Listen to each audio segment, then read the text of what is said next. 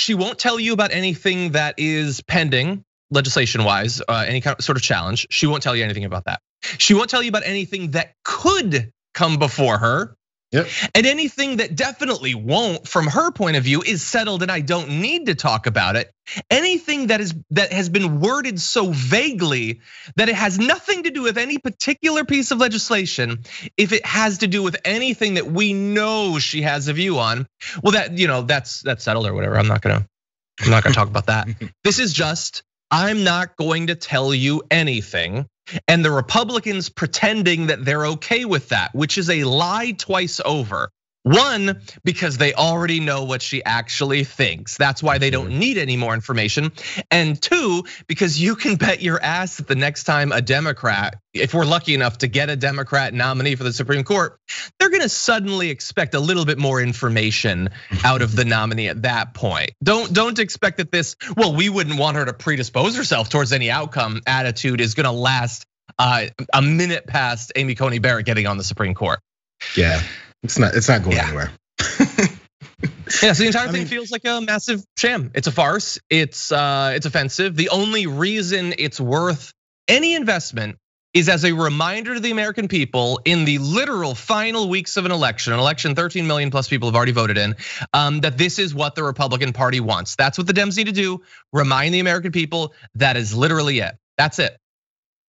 Yep, and honestly, I'm trying to figure the best way that Biden and Harris can answer this court packing question because honestly, first off, we can ditch the term because this has been happening consistently from lower courts to other appellate courts throughout the country to where Republicans have been shifting the power of courts consistently, but there's just not enough Americans pay attention to it. And rightfully so. I mean, how much are you going to be paying attention to certain? I'm going to make up one because I don't pay attention to it enough either.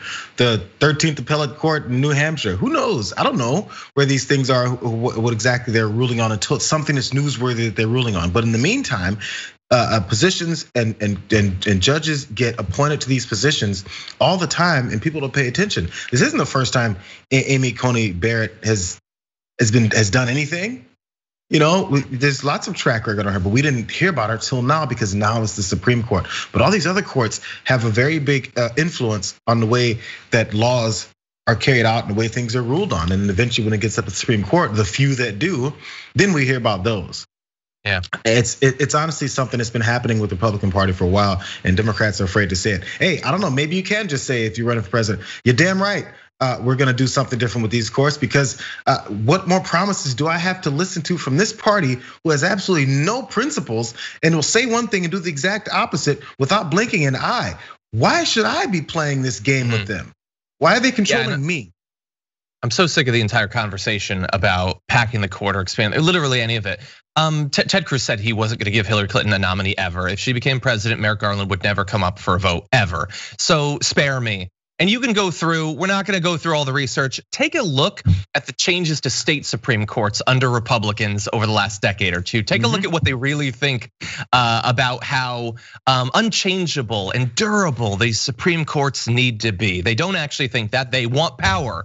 The question of the Democrats is, do you want power? And if you say you want it, what are you gonna do to get it, okay? Or are you just gonna go along with this completely sham narrative, on anything having to do with norms around presidential power, legislative power, anything that they won't hold to themselves on the Republican side? It's a very simple answer.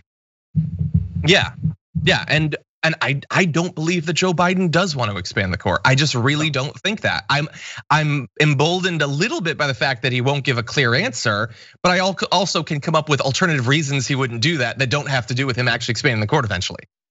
Yeah, I think there's a good way to say it. Also, Republicans are looking to limit people's rights. Just go through the numbers. The number of Americans who actually want Americans to have rights on a multitude of issues, and be like, you know what? We're not packing courts. We're giving the voice back to the American people. So let's stop with that ridiculous term, packing the courts. What we're doing is Americans voted for us.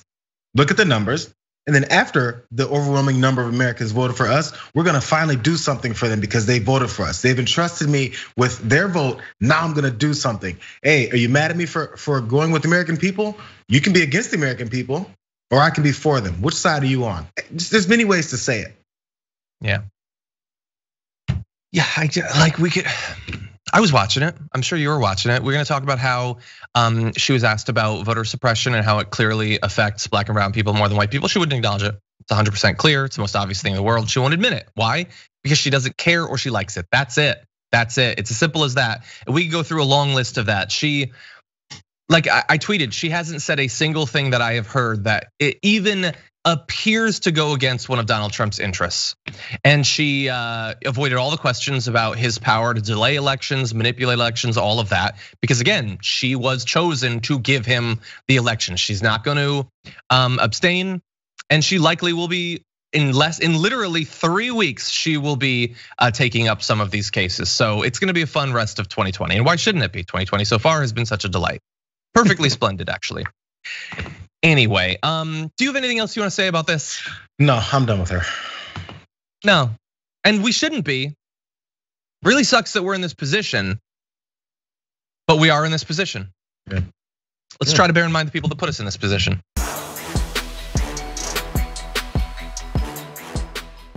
For more political news, breakdowns, interviews, stories of activism, and me trying my hardest to care about the occasional big celebrity news story, subscribe to our YouTube channel at youtube.com/The Damage Report. And you can ring the bell wherever it is so you don't miss anything.